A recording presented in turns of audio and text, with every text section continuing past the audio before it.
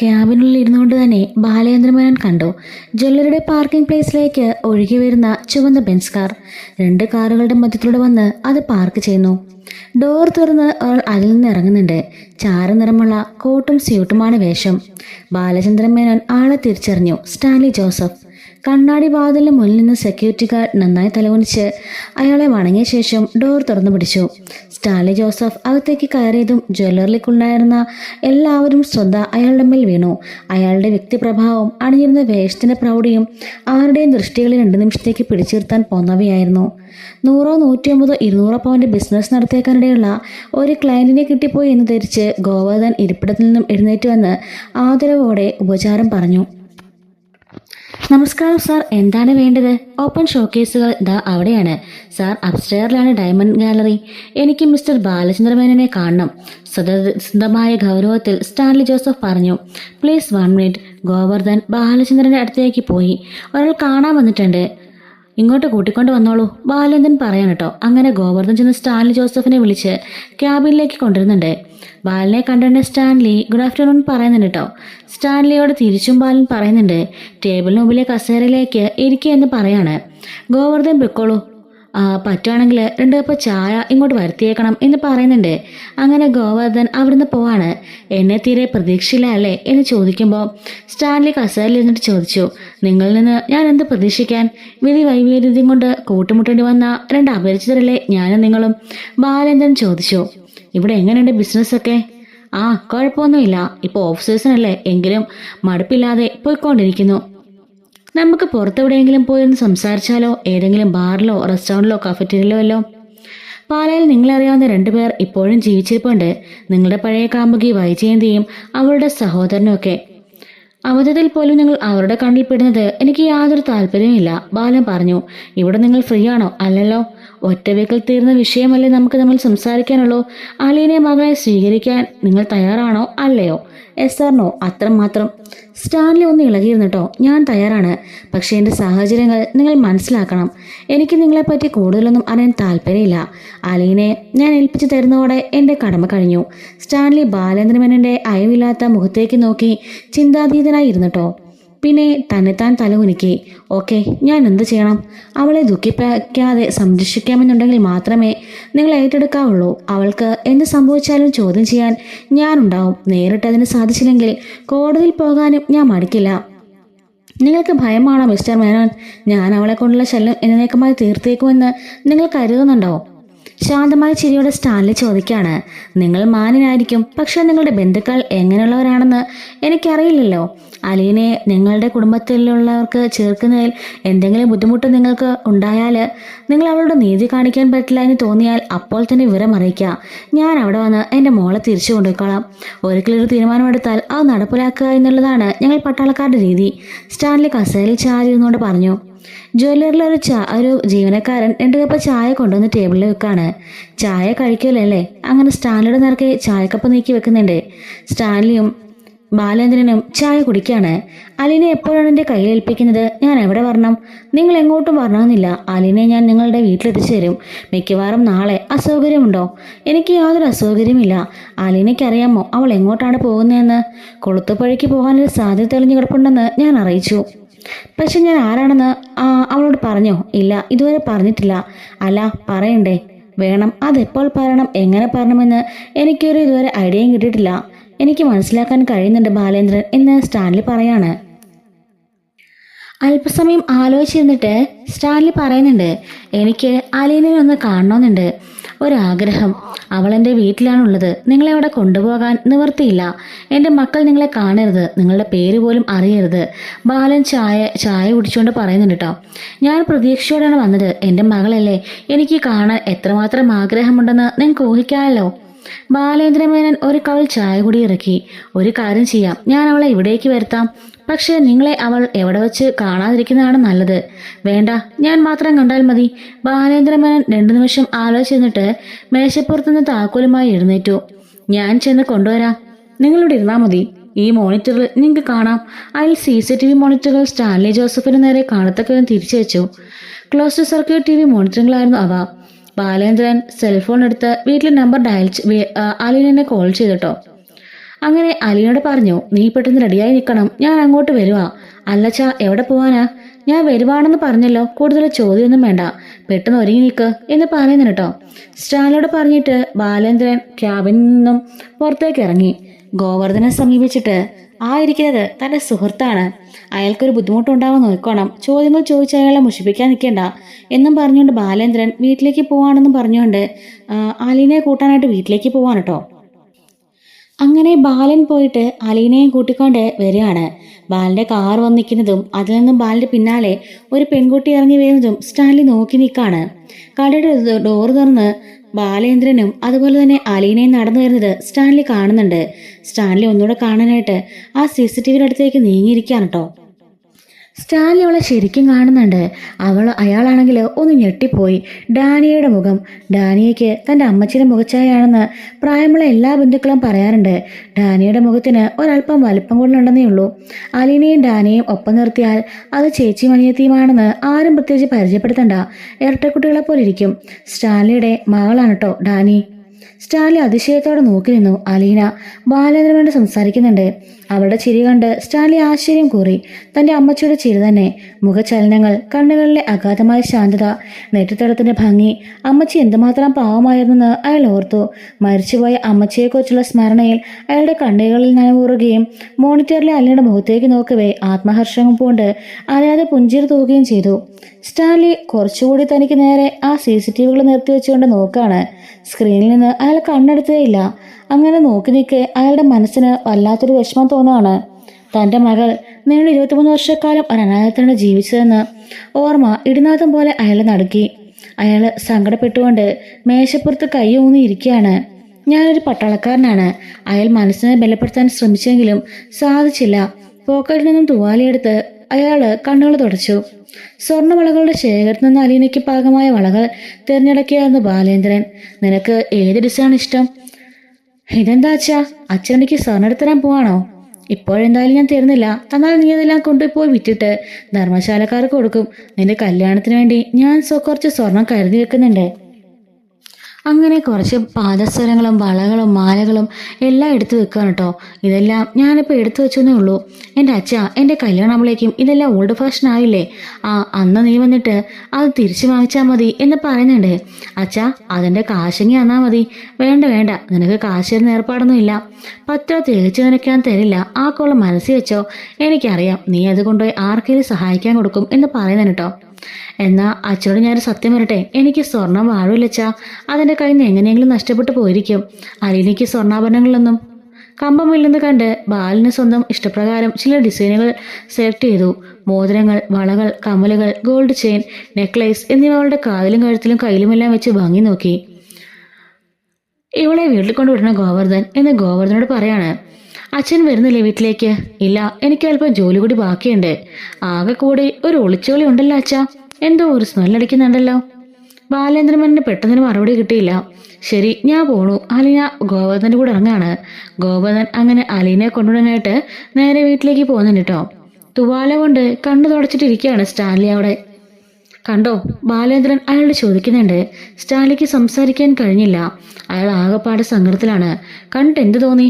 നിങ്ങളുടെ മകളാണെന്നോ അല്ലെന്നോ സ്വീകരിക്കണമെന്ന് തോന്നിയോ? സ്റ്റാൻലി ഒന്നും മിണ്ടാതെ ബാലേന്ദ്രന്റെ നേർക്ക് കൈനീട്ടി. ഒന്ന് അറച്ചുവെങ്കിലും ബാലൻ കൈനീട്ടി. ഷേക്ക് ഹാൻഡ് ചെയ്തുകൊണ്ട് സ്റ്റാൻലി പറഞ്ഞു, താങ്ക്സ് ലോട്ട്. അയാള് പോവാൻ ഭാവിച്ചിട്ട് തിരിഞ്ഞെന്ന് ചോദിച്ചു. അവളെ നാളെ തന്നെ എൻ്റെ അടുത്ത് എത്തിക്കുമല്ലോ, വൈകില്ലല്ലോ? ഇല്ല. ശരി, ഒരിക്കൽ കൂടി താങ്ക്സ്. സ്റ്റാൻലി ക്യാബിൽ നിന്ന് മെല്ലെ ഇറങ്ങി നടന്നുപോയി. ബാലേന്ദ്രൻ തന്റെ കസേരയിലിരുന്നു കേട്ടോ. മേശപ്പുറത്ത് CCTVകൾ തിരിഞ്ഞിരിക്കുകയാണ്. കടയിലെ ദൃശ്യങ്ങൾ കാണാൻ വയ്യ. അയാൾക്കത് കാണുകയും വേണ്ട. അലിയുടെ കാര്യം തീരുമാനിക്കപ്പെട്ട് കഴിഞ്ഞിരിക്കുന്നു. ബാലേന്ദ്രന് തളർച്ച തോന്നി. വീണ്ടും താൻ തനിച്ചാകുന്നതുപോലെ. മനു നേരെ ജ്വല്ലറിലേക്ക് വരികയാണ്. ബാലേന്ദ്രനെ കാണുന്നുണ്ട്. എന്താടാ, നീ എറണാകുളത്ത് നേരെ ഇങ്ങോട്ട് പോന്നോ? കാറൊക്കെ ആണല്ലോ വന്നത്. അത് പിന്നെ അങ്കിളെ, ഞാൻ നേരെ ഇങ്ങോട്ടാ പോണത്. നാളെ അലീനനെ പറഞ്ഞിടാണെന്നൊക്കെ കേട്ടു. ആര് പറഞ്ഞു വിടുന്നു? അവൾ തന്നെ പോവല്ലേ എന്ന് പറയുമ്പം എങ്കിലും ഒരു രക്ഷയില്ല അങ്കിളെ. ഞാനോടി ആനയോട് സംസാരിക്കട്ടെ. ആനയോട് സംസാരിക്കാനേ ബബിതയെ രോഹിതൻ കൃഷ്ണൻ പോയിരുന്നു. അവിടുന്ന് നാണം കെട്ട് തിരിച്ചു വന്നതാ.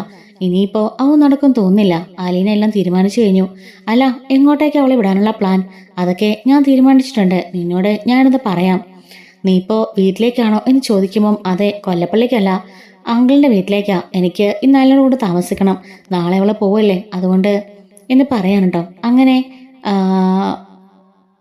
അങ്ങനെ മനു ആണെങ്കിൽ വണ്ടി എടുത്തുകൊണ്ട് നേരെ കൊല്ലപ്പള്ളിക്ക് നെടുമ്പുരക്കിലേക്ക് ചെല്ലാണ്. അവിടെ ചെന്ന് ബെല്ലടിക്കുന്നുണ്ട്.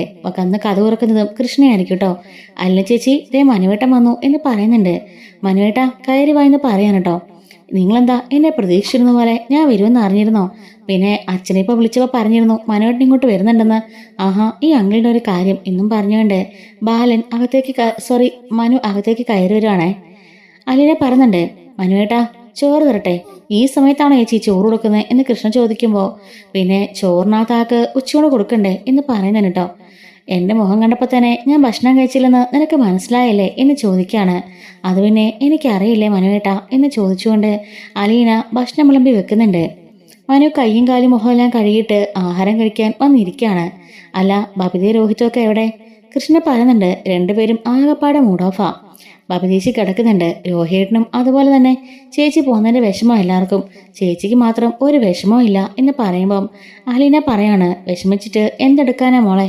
നിനക്ക് കാര്യങ്ങളെല്ലാം അറിയാലോ. സാഹചര്യം അങ്ങനെ ആയിപ്പോയില്ലേ. നിങ്ങൾക്ക് നിങ്ങളുടെ അമ്മയെ തിരികെ വേണം, അച്ഛനെ തിരികെ വേണം. പഴയ കുടുംബം മുന്നോട്ട് പോകണം. അതുകൊണ്ട് ഞാനൊരാൾ ഇവിടുന്ന് പോയാലേ പറ്റുള്ളൂ. ഞാനാണ് ഇപ്പം ഇവിടുത്തെ കരട്. ഞാൻ പോയി കഴിഞ്ഞാൽ എല്ലാ പ്രശ്നങ്ങളും അവസാനിക്കുമെന്ന് എൻ്റെ മനസ്സിന് ഒരു തോന്നലുണ്ട് എന്ന് അലീന പറയാണ്. അങ്ങനെ ഭക്ഷണമെല്ലാം കഴിച്ചിട്ട് മനു എഴുന്നേക്കുന്നുണ്ട് കേട്ടോ. അലീനയും മനുവും കൂടി സിറ്റൗട്ടിൽ പോയെന്ന് സംസാരിക്കുകയാണ്. നീ എങ്ങോട്ടാ പോണേന്ന് നിനക്കറിയോ? ഇല്ല മനുവേട്ടാ, എങ്ങോട്ടാണെന്ന് അച്ഛൻ പറഞ്ഞില്ല. അല്ല, നിനക്ക് ടെൻഷനോ ആശങ്കയോ ഒന്നുമില്ലേ? എങ്ങോട്ടായിരിക്കും പോവുക, ഇന്ന ലൈഫ് എങ്ങനെ ആയിരിക്കും, അങ്ങനെയൊന്നും? അങ്ങനെയൊന്നും ഇല്ല. അച്ഛൻ എന്തായാലും എന്നെ ഏറ്റവും സുരക്ഷിതമായ സ്ഥലത്ത് എത്തിക്കുള്ളൂ എനിക്കറിയാം. അതുകൊണ്ട് തന്നെ എങ്ങോട്ടാന്ന് പോലും ഞാൻ ചോദിച്ചില്ല. ഏതോ പുനലൂർ എന്നൊക്കെ പറയുന്ന കേട്ടു സ്ഥലം, കുളത്തൂപ്പുഴയോ അങ്ങനെയൊക്കെ, അല്ലാതെ വേറെ ഒന്നും എനിക്കറിയില്ല എന്ന് പറയുന്നുണ്ട്. കഴിഞ്ഞതിൻ്റെ മുമ്പത്തെ ആഴ്ച അച്ഛനും ഗോവർദ്ധനങ്ങളും കൂടി നീണ്ടൊരു യാത്ര പോയിരിക്കുകയായിരുന്നു.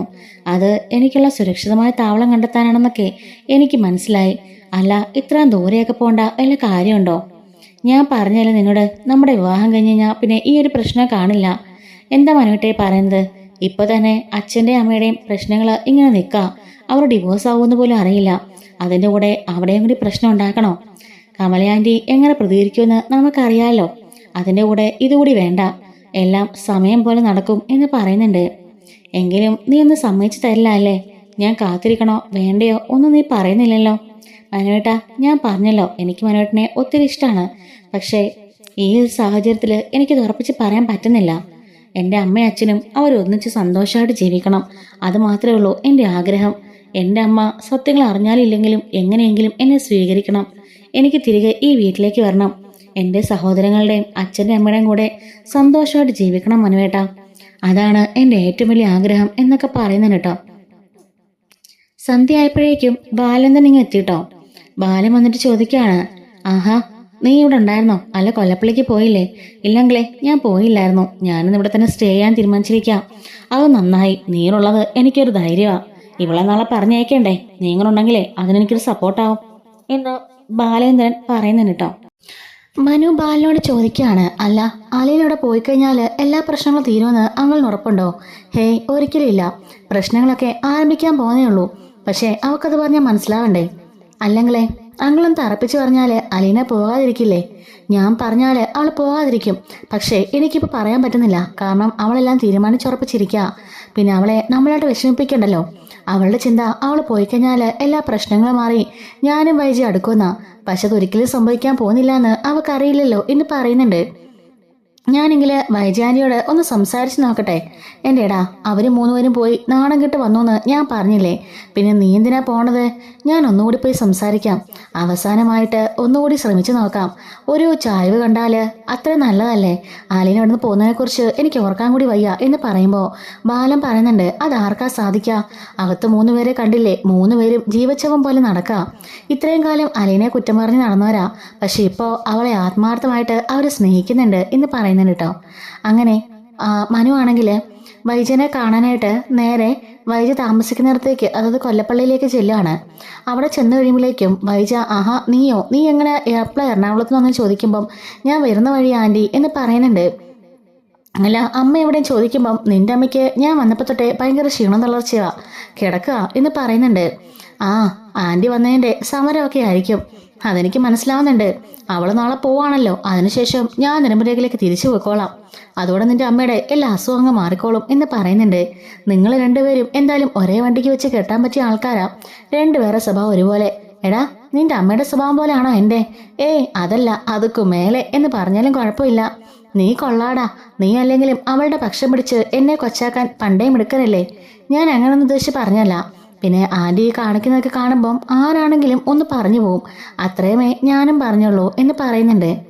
അങ്ങനെ വൈജ ചോദിക്കുകയാണ്, അല്ല നീ ഇന്ന് ലീവാണോ? അല്ലല്ലോ, ഇന്ന് സൺഡേ ഒന്നും അല്ലല്ലോ, പിന്നെന്താ ഇങ്ങോട്ട് പോണത്? എനിക്ക് വർക്ക് ഫ്രം ഹോം ഉണ്ട് ആൻറ്റി, അതുകൊണ്ട് കുഴപ്പമില്ല. പിന്നെ ഞാനിപ്പോൾ വന്നത് ആൻറ്റിയെ കാണാൻ വേണ്ടി തന്നെയാ. ഞാൻ ഊഹിച്ചു, നിന്റെ വരവ് കണ്ടപ്പോൾ തന്നെ എനിക്കിത് മനസ്സിലായി. അല്ല എന്തായിരിക്കും ചർച്ചാ വിഷയം എന്ന് പറയേണ്ട കാര്യമില്ല, അലീന തന്നെ ആയിരിക്കും അല്ലേ? എൻ്റെ 3 മക്കളും ഇപ്പൊ വന്നിട്ട് പോയതേ ഉള്ളൂ, അത് ഞാൻ അറിഞ്ഞായിരുന്നു. ഞാൻ നെടുമുരക്കിലേക്ക് പോയിട്ടാ ഇങ്ങോട്ടേക്ക് വന്നത്. ആൻറ്റിയുടെ ഇതില് ഒരു മാറ്റവും ഇല്ലേ? ഞാൻ പറയാനുള്ളതെല്ലാം പറഞ്ഞു കഴിഞ്ഞു. മക്കളോട് ഞാൻ എല്ലാം പറഞ്ഞയച്ചതല്ലേ, പിന്നെ അതിൽ കൂടുതൽ എനിക്കെന്ത് പറയാനാ? അവൾ ആ വീട്ടിലുള്ളിടത്തോളം കാലം ഞാൻ അങ്ങോട്ടേക്ക് വരില്ല. ഞാൻ നിർബന്ധിച്ചില്ലല്ലോ അവളോട് പോകാനായിട്ട്. അവൾ പോണെന്ന് വരുന്നതൊക്കെ അവളുടെ ഇഷ്ടാ. അവള് ഇനി അവിടെ തുടരുകയാണെങ്കിൽ ഞാനൊരു വാടക എടുത്ത് മാറും, അത്ര തന്നെ. അല്ലാതെ അതിൽ കൂടുതൽ ഒന്നും പറയാനില്ല എന്ന് പറയുന്നുണ്ട് കേട്ടോ. എങ്കിലും ആൻറ്റി ഇത് കുറച്ച് കടന്നു പോയില്ലേ? അലീനയപ്പോ എല്ലാവരുമായിട്ട് ഒത്തൊരുമിച്ചോടെ ജീവിക്കല്ലേ? എടാ മനു, നിനക്കൊക്കെ വിവരം ബോധമുണ്ടോ? അവൾ ഒത്തൊരുമിച്ച് ജീവിക്കാൻ അവൾ ആരാ? ആ വീട്ടിലെ വേലക്കാരിയല്ലേ, അല്ലാതെ വേറെ ആരും അല്ലല്ലോ. ഒരു വേലക്കാരിക്ക് ഇത്രയ്ക്ക് പ്രാധാന്യം കൊടുക്കേണ്ട കാര്യം എന്താ? നിന്നെ എനിക്ക് മനസ്സിലാവുന്നില്ല. അവൾ ഈ വീട്ടിലെ വെറും ജോലിക്കാരിയാടാ, കൊല്ലപ്പള്ളിയിലെ നെടുമുരക്കിലെ ജോലിക്കാരി. അവളെ കെട്ടണമെന്ന് പറഞ്ഞ് ഈ വാശി പിടിക്കുന്ന എന്താണെന്നും എനിക്ക് മനസ്സിലാവുന്നില്ല. ഒരു വേലക്കാരിക്ക് വേണ്ടി എന്നെ തള്ളിപ്പറഞ്ഞവനാ എൻ്റെ ഭർത്താവ്. അതുപോലും മറന്ന് ഞാൻ അങ്ങോട്ടേക്ക് പോവാന്ന് പറയുന്നുണ്ട്. എന്നിട്ട് പോലും ആർക്കും എന്നെ അംഗീകരിക്കാനോ എൻ്റെ സ്ഥാനം നിൽക്കാനോ സാധിക്കുന്നില്ല. എല്ലാവർക്കും അവരെ കുറ്റം പറയാനാണല്ലോ, എന്നെ കുറ്റം പറയാനാണ് കൂടുതൽ ഇഷ്ടം. എൻ്റെ മക്കൾ പോലും ഇപ്പം എന്നെ മനസ്സിലാക്കുന്നില്ല എന്നൊക്കെ പറയുന്നുണ്ട്. ആൻറ്റി അവിടെ വന്ന് ആലിനെ സ്നേഹിച്ച് ഒത്തൊരുമയോടെ ജീവിക്കുകയാണെങ്കിൽ എന്തെല്ലാം അവിടെ മാറ്റങ്ങളുണ്ടാവും. ആൻറ്റിക്കറിയാലോ ആനയുടെ കുടുംബം രക്ഷപ്പെടുത്തിയത് അവളാ. എനിക്കറിയാടാ എൻ്റെ കുടുംബം രക്ഷപ്പെടുത്തിയത് അവളാണെന്നും ചിന്നാവിന് പോകാമായിരുന്ന എൻ്റെ കുടുംബം നന്നാക്കിയത് അവളാണെന്നും എല്ലാം അവളാണെന്നറിയാം. എൻ്റെ ഭർത്താവിനെ കൈവശപ്പെടുത്തിയതും എൻ്റെ മക്കളെ കൈവശപ്പെടുത്തിയതും എല്ലാം അവളാണെന്നറിയാം. എടാ നീ ഓർക്കുന്നുണ്ടോ, ഇതിനു മുമ്പ് ഞങ്ങളുടെ വീട്ടിൽ എന്തെങ്കിലും അലമ്പ വഴക്കം ഉണ്ടായിട്ടുണ്ടോ? ആ നാശം പിടിച്ചവൾ എന്ന് വലതുകാലം വെച്ച് കയറി വന്നോ, അന്ന് തുടങ്ങിയത് ഞങ്ങളുടെ കുടുംബത്തിൻ്റെ നാശം എന്ന് പറയുന്നുണ്ട്. ആൻറ്റിക്ക് അതൊക്കെ വെറുമൊരു തോന്നലാ, ഒരിക്കലും അങ്ങനെയൊന്നുമില്ല. അലീന പാവവാ, പിന്നെ പാവം എനിക്കറിയാത്ത പാവമൊന്നും അല്ലല്ലോ അവള്. ഞാനും കുറെ ദിവസം അവളുടെ കൂടെ താമസിച്ചതല്ലേ, നിനക്കൊന്നും അറിയില്ലടാ. നീ പ്രേമിച്ചിങ്ങനെ നടന്നോ, നിന്നെയും അവസാനം അവള് ശശിയാക്കിയിട്ട് ഇവിടുന്ന് പൊയ്ക്കളഞ്ഞോളും. അവൾക്ക് ആവശ്യം പണം മാത്രമാ, അത് അവള് നേടിയെടുക്കും. ഇപ്പൊ തന്നെ എല്ലാവരും കയ്യിൽ നിന്ന് കുറെ നേടിയിട്ടുണ്ടായിരിക്കുമല്ലോ. ആൻറ്റി എന്തറിഞ്ഞിട്ട് എങ്ങനെയൊക്കെ പറയുന്നേ? അവൾ ആരാണെന്ന് ആൻറ്റിക്ക് അറിയില്ല. ആരാ? വെറും ഒരു സെർവന്റ്, അത്രേ ഉള്ളല്ലോ. ഇത്രയും കാലം ബാലേന്ദ്രൻ പറഞ്ഞത് അയാളുടെ മകളാണെന്നാ. ആ കള്ളം കൂടി പൊളിഞ്ഞില്ലേ? അയാളെല്ലാവരും ചതിക്കുകയാണെന്ന് ഇപ്പോഴെങ്കിലും നിങ്ങൾക്ക് മനസ്സിലായല്ലോ. അയാളുടെ മകളല്ലാഞ്ഞിട്ടും മകളാണെന്ന് പറഞ്ഞ് ആ പെണ്ണെ വീട്ടിൽ കൊണ്ടുവന്നതിനെ എന്തുദ്ദേശത്തിലാണെന്ന് ഞാൻ പറയണ്ടല്ലോ. എൻ്റെ ആൻറ്റി ഇത്രയ്ക്ക് അതപ്പതിച്ചു പോയല്ലോ. ഒരു പെൺകുട്ടിയെക്കുറിച്ച് ഇങ്ങനെയൊക്കെ പറയാൻ മാത്രം എങ്ങനെ ആൻറ്റിക്ക് സാധിക്കുന്നു? ഓർക്കാൻ കൂടി വയ്യ. എൻ്റെ ആൻറ്റിയാണെന്ന് പറയാൻ പോലും എനിക്കിപ്പോൾ നാണക്കേട് തോന്നിക്കുക. എന്നാ ശരി, ഞാൻ പോയേക്കുവാ. ആൻറ്റി ഒരിക്കലും മാറാൻ പോകുന്നില്ല. ഇല്ലടാ, ഞാൻ ഒരിക്കലും മാറാൻ പോകുന്നില്ല. അത് പ്രതീക്ഷിച്ച് നീ ഇങ്ങോട്ടേക്ക് വരണ്ട എന്നും പറഞ്ഞുകൊണ്ട് വൈജ അവനെ പറഞ്ഞയക്കുന്നുണ്ട്. മനു തിരിച്ച് നെടുമുരക്കിലേക്ക് ചെല്ലുമ്പം അവിടെ ബാലേന്ദ്രൻ ഇരിക്കുന്നുണ്ട് കേട്ടോ. എന്ത് പറഞ്ഞു നിന്റെ ആൻറ്റി? വയറു നിറച്ച് കിട്ടിയില്ലേ? ആ കിട്ടി. ഇതല്ലടാ ഞാൻ പറഞ്ഞത് അങ്ങോട്ടേക്ക് പോകണ്ടാന്ന്. അവൾ ആര് പറഞ്ഞാലും അനുസരിക്കില്ല. ദൈവം തമ്പുരാൻ നേരിട്ടിറങ്ങി വന്നവളോടൊക്കെ ഒരു കാര്യം ആവശ്യപ്പെട്ടാൽ പോലും എന്നെ കൊണ്ട് പറ്റില്ല, ഞാൻ വൈജയാണ്, വൈജയെ കൊണ്ട് എന്നെ പറ്റില്ലെന്ന് പറഞ്ഞ് അവളെ കയറി പോത്തേ ഉള്ളൂ, അല്ലാതെ വൈജനെ കൊണ്ട് ഒന്നിനും പറ്റില്ല എന്നും പറഞ്ഞുകൊണ്ട് മനുവിനോട് പറയുന്നുണ്ട്. അങ്ങനെ എല്ലാവരും അത്താഴം കഴിക്കുകയാണ്.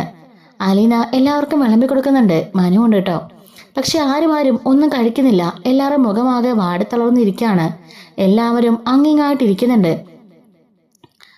രോഹിത് ആണെങ്കിലും ഒരു ചപ്പാത്തി എടുത്ത് പതിയെ കടിച്ച് ഒരെണ്ണം അങ്ങനെയൊക്കെയോ തിന്നിട്ട് അവിടെ നിന്ന് എഴുന്നേറ്റ് പോവാണ്. ബബിതയും അതുപോലെ തന്നെ. കൃഷ്ണമോളാണെങ്കിലോ പിന്നെ പറയണ്ട. അവളുടെ കണ്ണീർ നിരക്കിടയ്ക്ക് ഓരോ കണ്ണുനീർത്തുള്ളി വരുമ്പോൾ അത് അവൾ ആരും കാണാതെ തുടച്ചു കളയാണ് കേട്ടോ. ബാലനും മനുവും പിന്നെ എങ്ങനെയൊക്കെയോ ഭക്ഷണം വാരി വിഴുങ്ങിയിട്ട് അവിടെ നിന്ന് എഴുന്നേക്കുന്നുണ്ട്. അവക്ക് സങ്കടാവല്ലെന്ന് കരുതിയിട്ടാണ് കേട്ടോ അവർ ആഹാരം കഴിച്ചത്. ശേഷം അലീന നേരെ രോഹിത്തിന് മുറിലേക്ക് ചെല്ലുമ്പോൾ രോഹിത് പറയാണ്, ദേ ചേച്ചി ഇതെടുത്തു എന്ന് പറയുമ്പോൾ എന്താടാ ഇത് എന്ന് ചോദിക്കുകയാണ്. ഇത് കുറച്ച് ഫോട്ടോഗ്രാഫ്സാ, നമ്മൾ അവിടെയൊക്കെ പോയില്ലേ, ആ സ്ഥലത്ത് ഒരു സമയത്ത് ഞാൻ എടുത്തതാ. നല്ല ക്വാളിറ്റി ഉള്ള പിക്ചേഴ്സാ, മറക്കാതിരിക്കാൻ ചേച്ചിക്ക് ഇത് വെക്കാം. ഞാൻ അങ്ങനെ നിങ്ങളെ മറക്കുമെന്ന് നിങ്ങൾക്ക് തോന്നുന്നുണ്ടോ? എന്തൊക്കെയാണെങ്കിലും നിങ്ങൾ എൻ്റെ കൂടപ്പിറപ്പല്ലേ. ഇതാ ചേച്ചി എനിക്ക് മനസ്സിലാകാത്തത്, അച്ഛൻ്റെ മകളല്ലെന്ന് പറഞ്ഞല്ലോ, പിന്നെ എങ്ങനെ ഞാൻ കൂടപ്പിറപ്പാകും? അതൊക്കെ നിങ്ങൾക്ക് വഴിയെ മനസ്സിലായിക്കോളും എന്നും പറഞ്ഞുകൊണ്ട് അലീന പറയാണ്, നന്നായി പഠിക്കണം, മോശപ്പെട്ട ഒരു കൂട്ടുകെട്ടിലേക്കും പോകരുത്. 2 സഹോദരന്മാർ നിനക്കൊണ്ടെന്നുള്ള ഓർമ്മ വേണം. അവരെ നീ പൊന്നുപോലെ കൊണ്ടു നടക്കണം.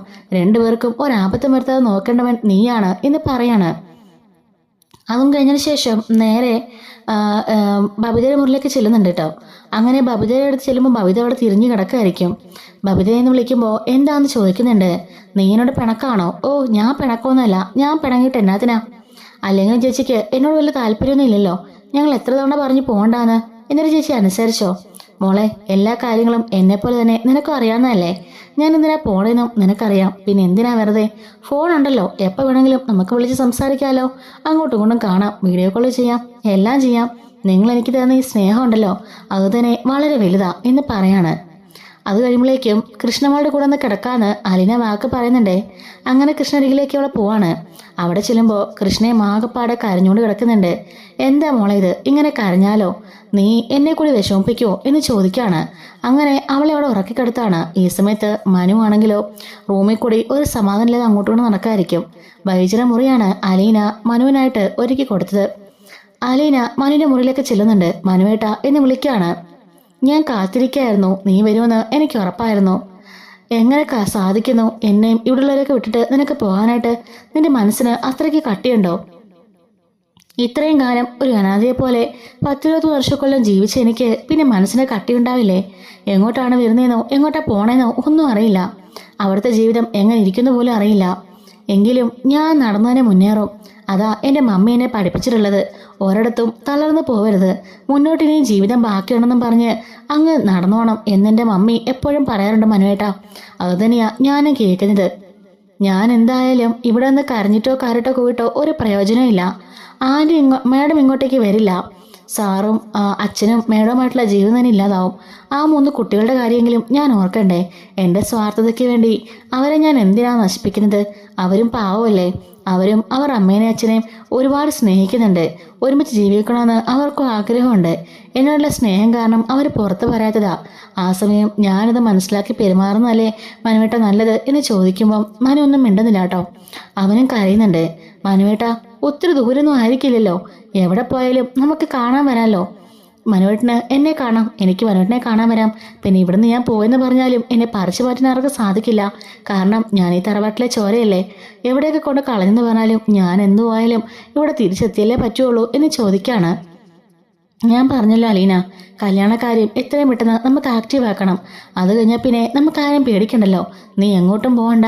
നിന്നെ പഴിചാരി മേഡത്തിനും എങ്ങോട്ടും പോയി നിൽക്കാൻ പറ്റില്ലല്ലോ എന്നൊക്കെ പറയുമ്പം അതിനെക്കുറിച്ചൊക്കെ നമുക്ക് ആലോചിക്കാം. എല്ലാവരും ഒന്ന് പറഞ്ഞ് മനസ്സിലാക്കി എൻ്റെ കുടുംബത്തിലെ പ്രശ്നങ്ങളെല്ലാം മാറണം. എന്നിട്ട് നമുക്ക് അതിനെക്കുറിച്ച് സംസാരിക്കാൻ മനുവേട്ടാ എന്ന് പറയുമ്പോഴേക്കും മനു അലീനെ ചേർത്ത് പിടിക്കുന്നുണ്ട്. അതിനെ കെട്ടിപ്പിടിച്ച് അവളുടെ നെറുകയിൽ ഒരു ഉമ്മ കൊടുക്കാണ്. ഞാൻ എന്നെ വിളിക്കും, എന്നെയും വിളിക്കണം. എന്തെങ്കിലും ആവശ്യമുണ്ടെങ്കിൽ എന്നെ വിളിക്കാൻ മറക്കരുത്. നീ പറഞ്ഞതുപോലെ അങ്കിള് നിന്നെ ഏറ്റവും സുരക്ഷിതമായ സ്ഥലത്ത് തന്നെ ആയിരിക്കാം എത്തിക്കുക. എങ്കിലും എനിക്ക് നല്ല പേടിയുണ്ട് എന്ന് പറയുന്നുണ്ട് കേട്ടോ.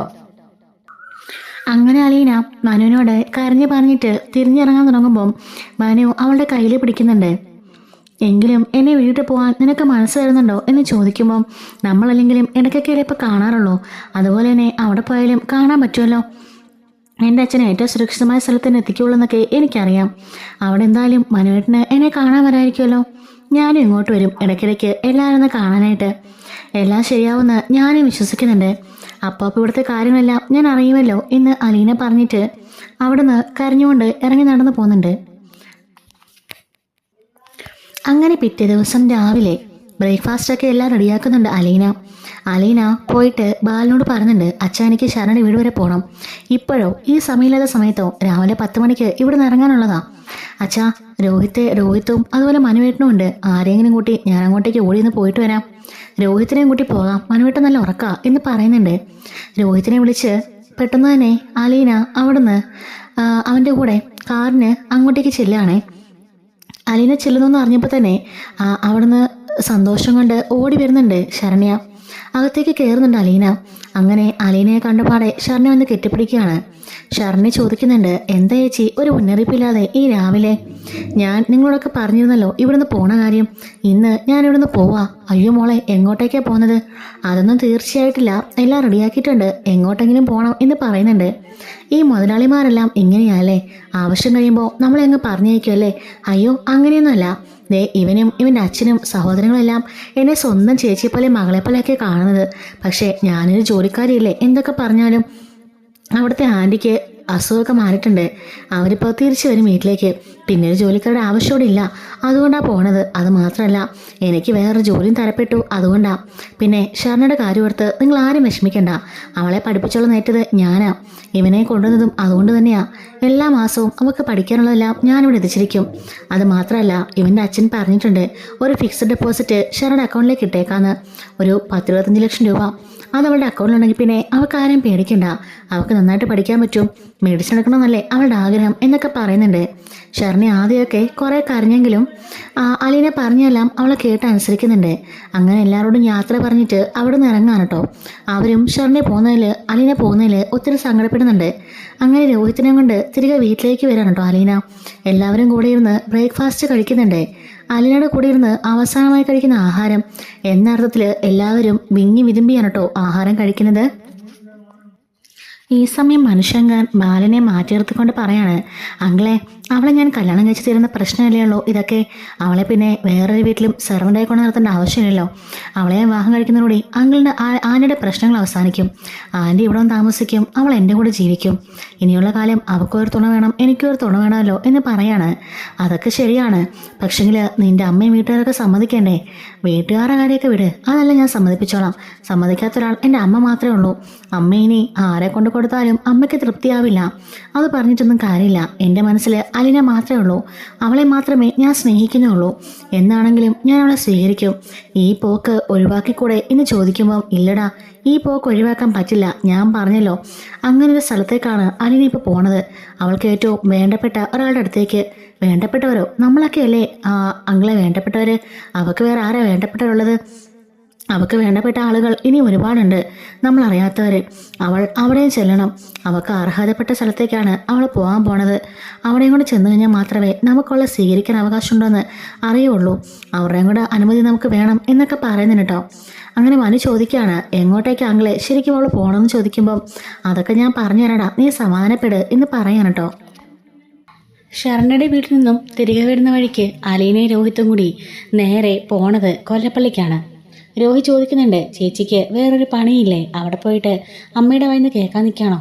എങ്കിലും നിങ്ങളുടെയൊക്കെ അമ്മയല്ലേ, ഒന്ന് കണ്ട് സംസാരിച്ചിട്ട് പോകാം. ഇനി എന്ന് ഞാൻ വരുമെന്നൊന്നും പറയാൻ പറ്റില്ലല്ലോ എന്ന് പറഞ്ഞുകൊണ്ട് അലീന കൊല്ലപ്പള്ളിക്ക് കയറി ചെല്ലുന്നുണ്ട്. പിന്നാലെ തന്നെ രോഹിയുണ്ട്. ഇവരെ കണ്ടപാടെ ഭദ്രകാളിയെപ്പോലെ നിൽക്കുകയാണ് വൈജ ചോദിക്കുന്നുണ്ട്, നിനക്കെന്താടി നാണമില്ലേ? നീ എന്തിനാടി വീണ്ടും ഇങ്ങോട്ടേക്ക് വലിഞ്ഞു കയറി വന്നത്?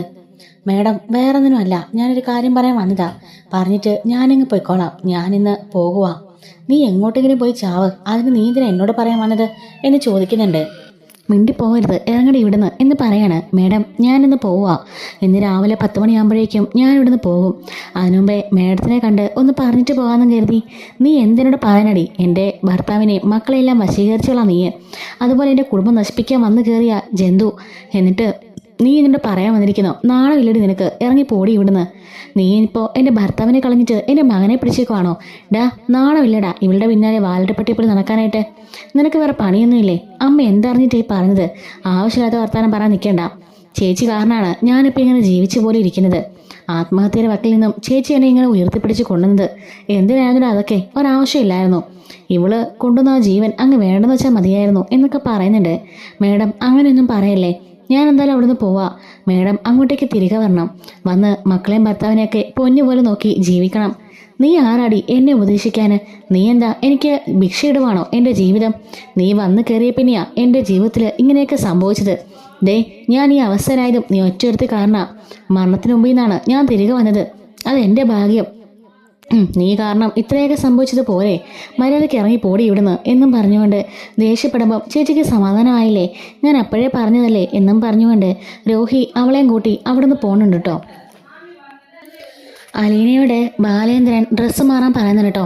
അയ്യോ അച്ഛാ, ഇത് ഞാൻ രാവിലെയുടെ ഡ്രസ്സാ, ഇത് മതി, ഇതൊന്നും പോരാ. നീയെ അങ്ങോട്ട് പോണത് എൻ്റെ വീട്ടിലെ സെർവൻ്റായിട്ടല്ല, അവിടുത്തെ യജമാനത്തിയായിട്ടോ. ആ, അതൊക്കെ നിനക്ക് വഴിയെ മനസ്സിലാവും. പിന്നെ ഇതാ, ഞാൻ നിനക്ക് വേണ്ടി വാങ്ങിച്ച ഒരു ഡ്രസ്സാ, ഇതിട്ടാ മതി എന്ന് പറയുന്നുണ്ട്. അയ്യോ അച്ഛാ, ഇതിനൊന്നും ആവശ്യമില്ലായിരുന്നു, പറഞ്ഞ് അങ്ങോട്ട് അനുസരിച്ചാൽ മതി. അങ്ങനെ പറഞ്ഞുകൊണ്ട് അലീനയും അതുപോലെ കൃഷ്ണമോളും കൂടി മുറിയിലേക്ക് കയറി പോവാണ് കേട്ടോ. മനു ആണെങ്കിലോ കരയുന്ന അവസ്ഥയിൽ മനു, രോഹിത്തും ബബിതയും കൂടി അവിടെ ഇരിക്കുന്നുണ്ട്.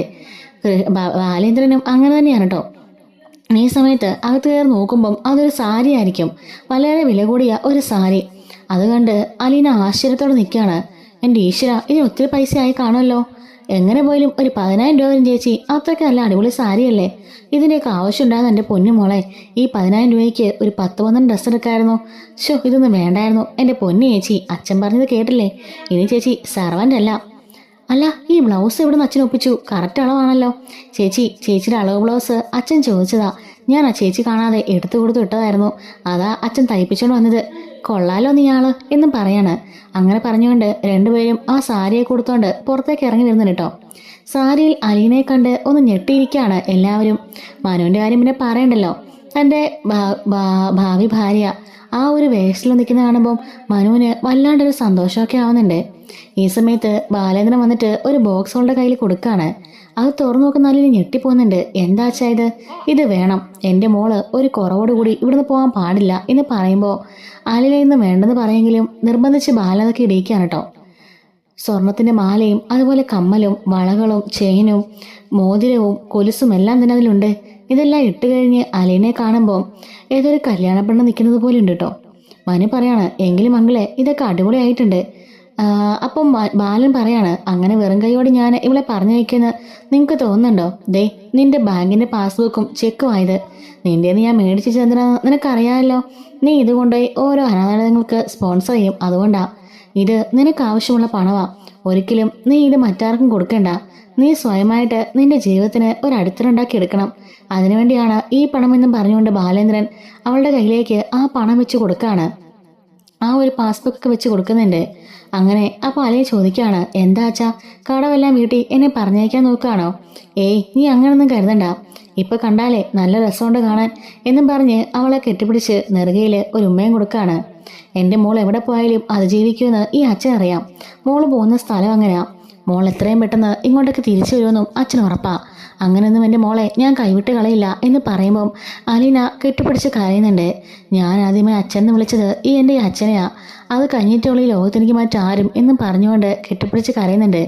ഇത് കണ്ട് രോഹിത്തും ബബിതയും അതുപോലെ കൃഷ്ണയും പിന്നെ മനുവും ഒക്കെ കണ്ണുനീർ തുടച്ച് നിൽക്കുകയാണ്. എല്ലാവർക്കും ആകെപ്പാടെ സങ്കടമായി. അങ്ങനെ അലീന പോകാൻ സമയമായി നിൽക്കുകയാണ് കേട്ടോ.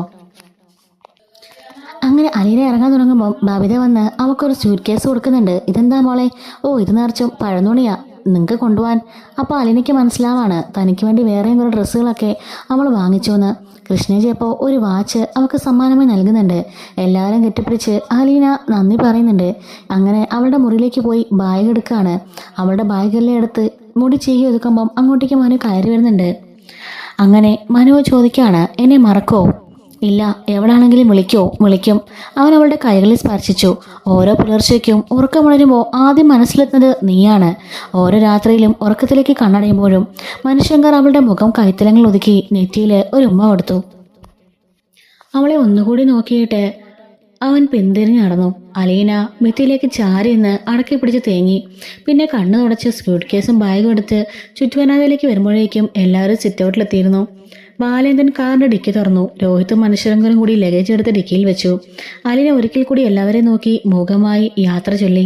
ബബിതയെ മാത്രം കണ്ടില്ല. ബബിത എവിടെ? മുറിയിലുണ്ട്, കൃഷ്ണ പറഞ്ഞു. അലിനെ ചെന്ന് നോക്കിയപ്പോൾ ജനലരികെ ആരോടോ പിണങ്ങിയ മട്ടും നിപ്പുണ്ട്. ബബിതയെ, അലിനെ വിളിച്ചു. നീ എന്താ ഇവിടെ നിൽക്കുന്നേ? എനിക്ക് കാണണ്ട. മോളെ ഞാൻ എന്നോട് യാത്ര ഒന്നും പറയണ്ട, പോയാൽ മതി. അവൾ പുറംതിരിഞ്ഞു നിന്നു. അലീന ഏതാനും നിമിഷം കൂടി നോക്കിയിട്ട് സങ്കടത്തോടെ തിരിച്ചു പോന്നു. ബാലേന്ദ്രമേനോൻ കാർ സ്റ്റാർട്ട് ചെയ്തു. മുറ്റത്തിറങ്ങിയപ്പോഴേക്കും അലീന ചെന്ന് കാറിൽ കയറി. കാറിലിരുന്നുകൊണ്ട് അവൾ മനുശങ്കറിനെയും കൃഷ്ണയെയും രോഹിത്തിനെ നോക്കി. ഒരു കരച്ചിൽ നെഞ്ചിൽ നിന്ന് പിടിഞ്ഞിറങ്ങി വരുന്നു. കൈ ഉയർത്താനേ അവൾക്ക് കഴിഞ്ഞുള്ളൂ. ഗേറ്റ് വരെ എല്ലാവരും കാറിന് പിന്നാലെ ചെന്നു. കാർ റോഡിലിറങ്ങി. അലീന ഒരിക്കൽ കൂടി തിരിഞ്ഞു നോക്കി. ഗേറ്റിൽ രോഹിത്തും മനുവേട്ടനും കൃഷ്ണയെയും സിറ്റൗട്ടിന്റെ തൂൺമേൽ പിടിച്ച് നോക്കി നിൽക്കുന്ന ബബിതയെയും മിന്നായം പോലെ ഒരു നോക്ക് കണ്ടു. ചുരുട്ടിപ്പിടിച്ചിരുന്ന തൂവാല കൊണ്ട് അവൾ കണ്ണുനീർ ഒപ്പിയെടുത്തു. എന്നിട്ട് ബാലചന്ദ്രനെ ഒന്ന് നോക്കി. അച്ഛാ, നമുക്ക് കൊല്ലപ്പള്ളിയിൽ ഒന്ന് കയറാൻ പറ്റുമോ? എന്തിന്? മുത്തശ്ശിയെ കണ്ട് ഒരു വാക്ക് പറഞ്ഞില്ല. വേണ്ട, അവിടെ ചെന്ന് എന്തിനാ മുഷിയുന്നേ? നിന്നെ അവരെ വീട്ടിൽ കയറ്റിയില്ലെങ്കിലോ? തന്നെയല്ല, ഈ രൂപത്തിൽ നിന്നെ അവർ കാണാതിരിക്കും നല്ലത്. പൊന്നുകൊണ്ട് മൂടിയാണ് ബാലേന്ദ്രമേനോൻ വയലക്കാരെ പിരിച്ചയച്ചതെന്ന് ദൂരാർത്ഥത്തിൽ പറഞ്ഞുകൊണ്ട് നടക്കും ആ കമലേട്ടത്തി.